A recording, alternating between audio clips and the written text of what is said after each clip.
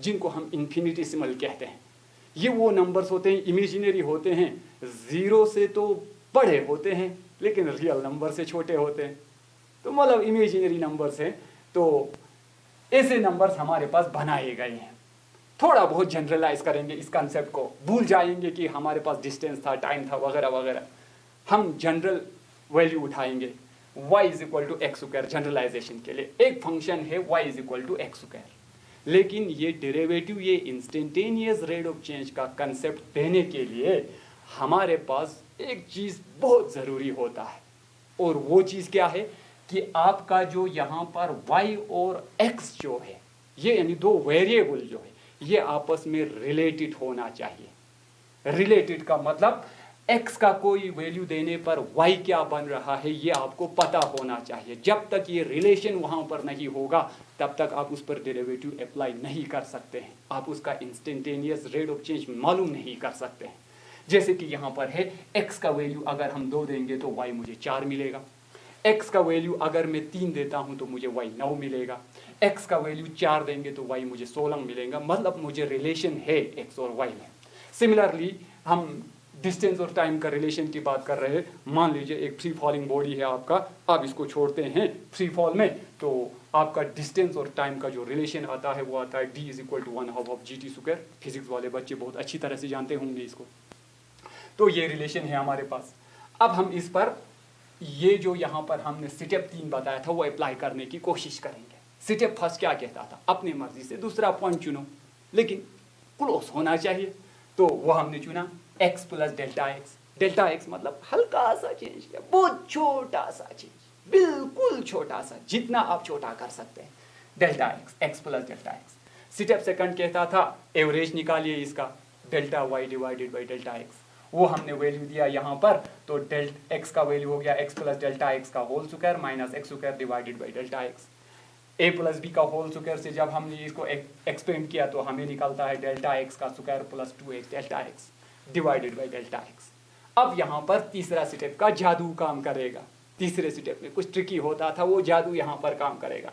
तीसरा स्टेप कहता था पहला कि आपका डेल्टा एक्स जो है वो 0 नहीं है, और अगर ये डेल्टा एक्स 0 नहीं है तो आप यहाँ से डेल्टा एक्स से डिवाइड कर सकते हैं, इसको ख़त्म कर सकते हैं। अगर ये 0 होता तो वहीं पर हमारा काम तमाम, कुछ भी नहीं कर सकते थे, नॉट डिफाइंड लिख के बैठना था। लेकिन आपने अपने स्टेप में लिखा है delta x is not equal to 0, तो नॉट इक्वल टू 0 होगा तो मैं यहाँ इसे डिवाइड कर सकता हूँ। डिवाइड करने पर मुझे बचता है delta y by delta x is equal to delta x plus 2x। अब यहाँ पर दूसरा जादू काम करेगा। दूसरा क्या कहता है, डेल्टा एक्स तकरीबन 0 है, 0 के बिल्कुल नज़दीक है, तो वहाँ से क्या हो गया, delta y by delta x is equal to 2x, because delta x तो बहुत छोटा है, नेग्लिजिबल है, निकाल सकते हैं। तो इस डेल्टा एक्स को हमने निकाल दे दिया, वहाँ पर क्या बचा, 2x बचा। वही तो निकालने की कोशिश कर रहे थे कि x के किसी पर्टिकुलर वैल्यू के लिए एवरेज रेट ऑफ चेंज वहाँ पर क्या होगा। तो इसको लिखने का जो तरीका होगा वो होगा dy बाई dx। किसी किसी किताब में आपको y डैश लिखा होगा, किसी किताब में y1 लिखा होगा, किसी किताब में d ऑफ f लिखा होगा, किसी किताब में f डैश x लिखा होगा। अमूमन किताबों में dy बटा dx लिखा होता है, तो ये डिनोशन है इसके dy बटा dx। और हम इसको लिखेंगे limit delta x tends to 0 delta y by delta x is equal to 2x। तो इस फंक्शन का हमें अगर डेरिवेटिव निकालना होगा तो वो 2x होगा। x के किसी भी वैल्यू के लिए हम रेट ऑफ चेंज मालूम कर सकते हैं। t का x का वैल्यू अगर ये डिस्टेंस और टाइम का होता तो हमें x का वैल्यू 5 डालना था वहाँ पर, क्योंकि हम 5 पर मालूम करने की कोशिश कर रहे थे। सिमिलरली यहाँ पर है, अगर आप इसको डेरिवेटिव करेंगे तो आपको d डैश या dy बाई dt या यहाँ पर d डैश जो है वो बराबर आता 1/2 ऑफ gt स्क्वायर का आता, आपको 2 and 2 cos gt बचता। वहाँ पर एक रिलेशन आता gt में आपको, तो t के किसी भी वैल्यू के लिए आप रेट ऑफ चेंज मालूम कर सकते थे, किसी पर्टिकुलर पॉइंट पर मालूम कर सकते थे। वही तो हमारा मुद्दा था, इंस्टेंटेनियस रेट ऑफ चेंज किसी सिंगल वैल्यू पर निकालने की कोशिश कर रहा था। और हम इसको पढ़ते हैं dy बटे dx is called derivative of y with respect to x। ये लॉजिक बिहाइंड है डेरिवेटिव का कि ये एक्चुअल में डेरिवेटिव होता क्या है। ठीक है, तो उसके बाद हम इंटीग्रल को समझने की कोशिश करेंगे। दूसरा जो हमारा जो था वो था इंटीग्रल।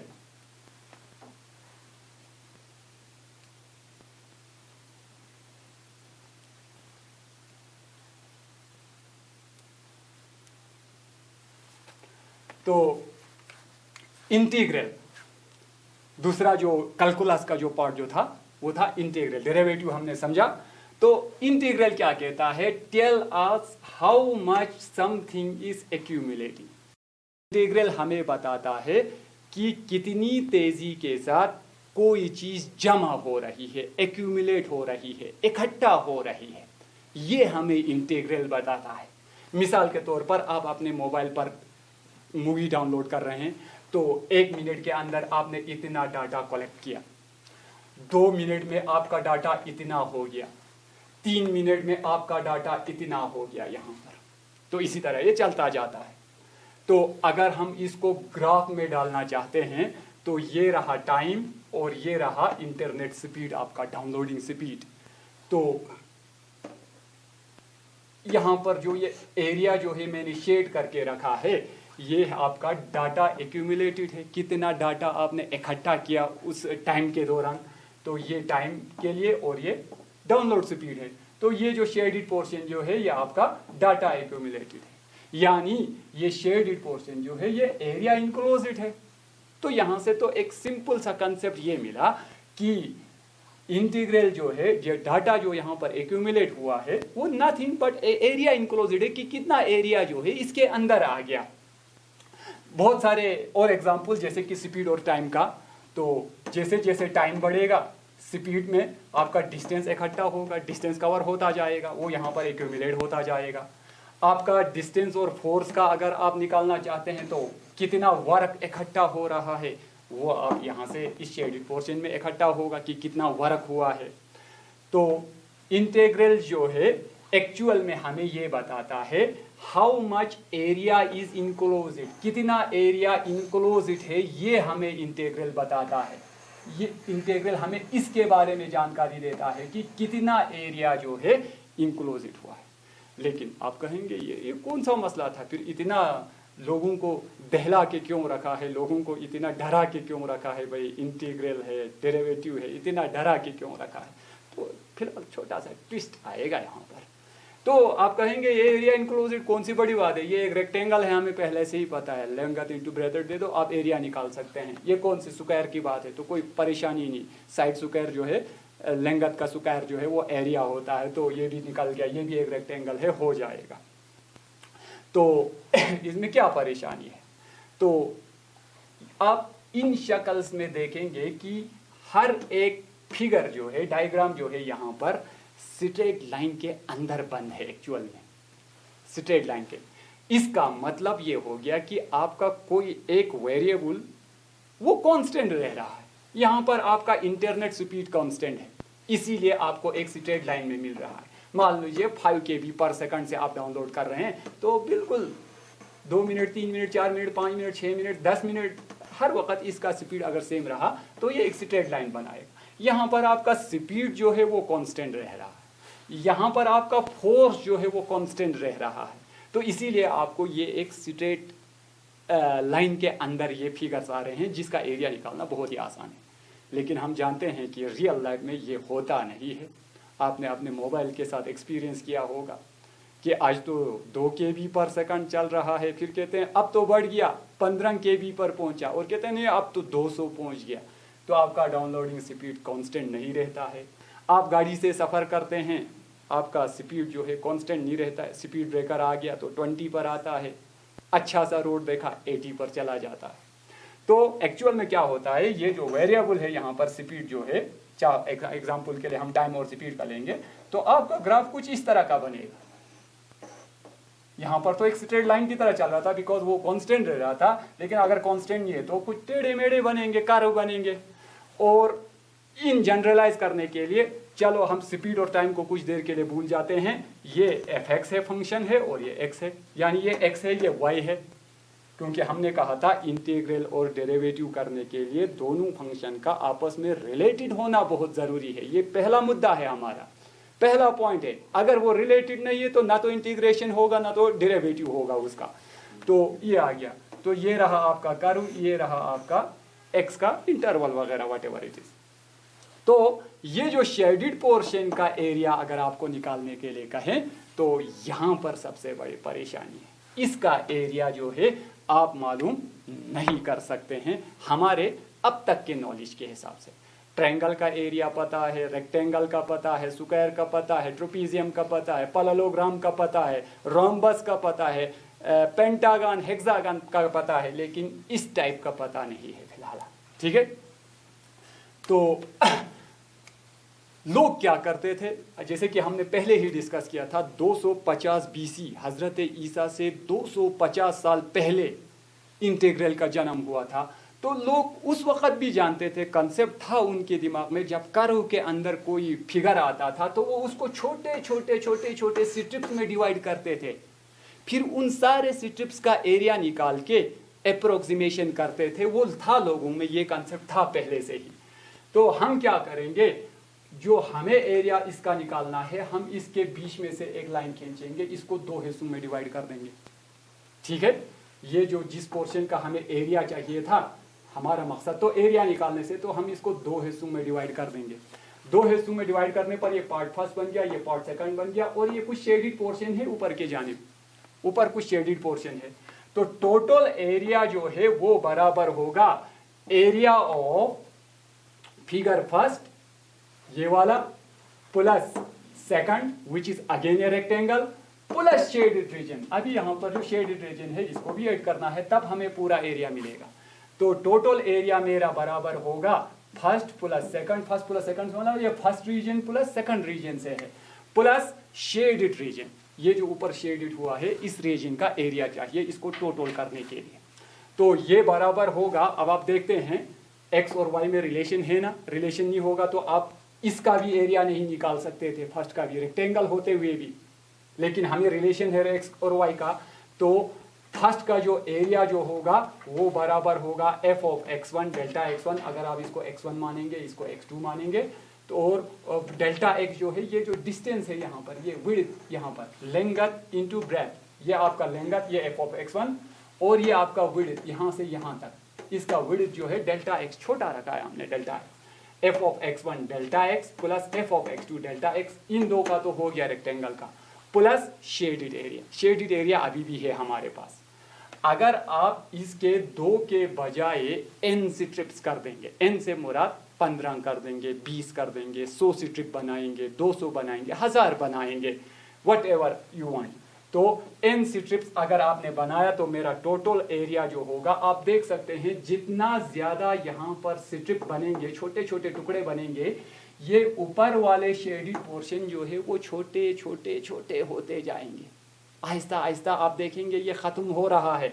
तो आपका जो टोटल एरिया जो आएगा वो आ जाएगा समेशन ऑफ, इसको समेशन बोलते हैं, ये मैथमेटिक्स का सम का डिनोट करने का, i running from 1 to n f of x i delta x, इसका टोटल एरिया होगा। तो अगर हम इस स्ट्रिप को बहुत ज़्यादा छोटा करेंगे, जो इन्फिनिटेसिमल का कंसेप्ट हमने अभी पढ़ा डेरिवेटिव में, कि delta x approximately tends to 0, बिल्कुल 0 के करीब होगा, तो मेरा जो टोटल एरिया जो होगा वो होगा limit delta x tends to 0 summation of i running from 1 to n f of x i delta x, ये आपका टोटल एरिया निकाल के देगा। तो ये आपका इंटीग्रल हो गया, ये यहाँ पर ये आपका इंटीग्रल हो गया। तो लोग कहेंगे इसमें क्या परेशानी है, ये तो आसान है, एरिया ही तो जमा करना है, कौन सी बड़ी बात है एरिया जमा करना हमें अच्छी तरीके से आता है, इतना आसान नहीं है। आपने यहाँ पर डेल्टा एक्स टेंड्स टू 0 कहा है, तो there are infinite numbers of strips, कभी ख़त्म ना होने वाले स्ट्रिप्स है। तो अगर आप हर एक स्ट्रिप को जमा करते बैठेंगे ना, ज़िंदगी ख़त्म हो जाएगा, स्ट्रिप ख़त्म नहीं होगा। तो दैट इज़ वाई इतना आसान नहीं है, पेनफुल है, looks great on paper but extremely painful. Paper पर अच्छा लगता है, भाई इंटीग्रल आ गया, ये देखिए एरिया आ गया, लेकिन एक्सट्रीमली पेनफुल। लेकिन 17वीं सदी में मैंने कहा था ना, पहले कहा था उसमें, जब मैंने कैलकुलस डिस्कस किया था आपके साथ, कि कुछ 17वीं सदी के करीब कुछ ऐसा वाक़ा हो गया, कुछ ऐसा मंज़र हमारे सामने आ गया कि बिल्कुल इसने फिज़िक्स और मैथमेटिक्स को बिल्कुल चेंज कर दिया। ये यहाँ पर हो गया था।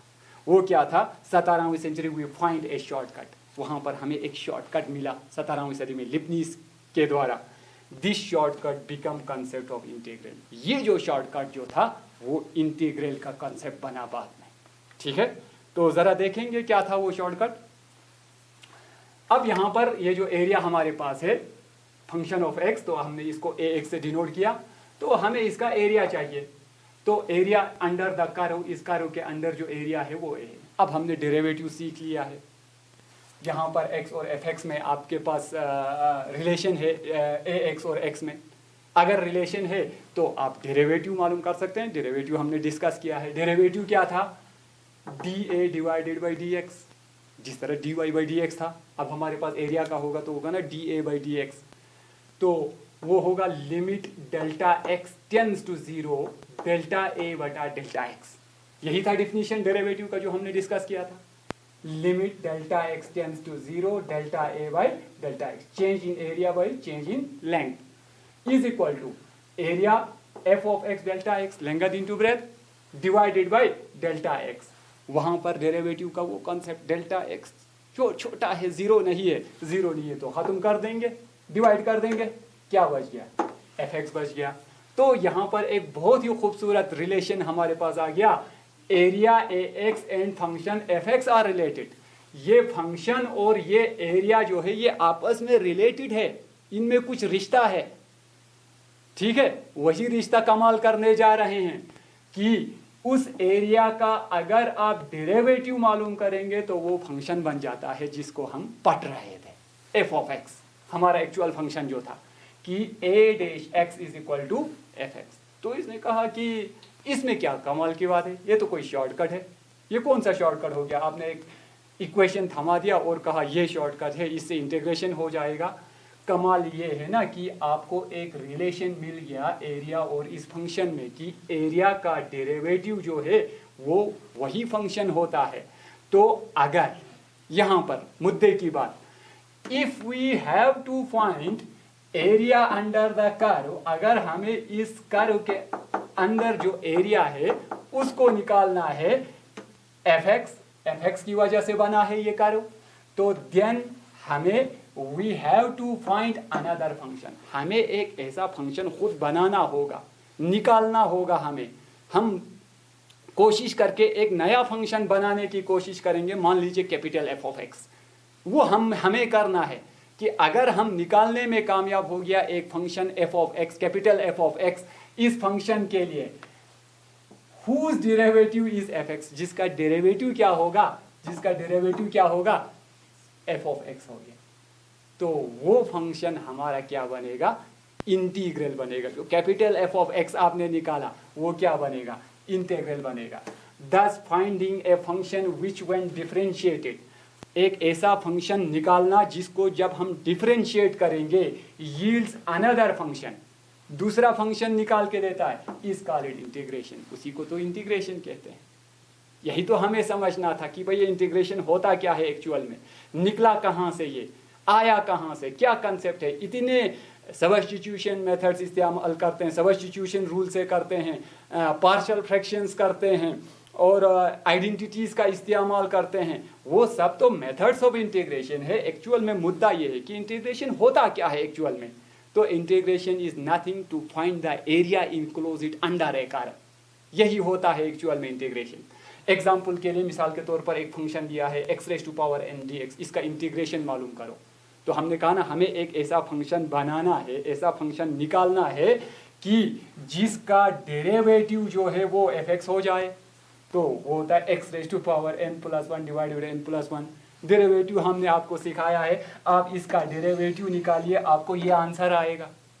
यही तो करना है बस, कि किसी भी फंक्शन के लिए एक फंक्शन बनाना है जिसका डेरिवेटिव वो हो, उसी को हम मेथड्स ऑफ इंटीग्रेशन कहते हैं।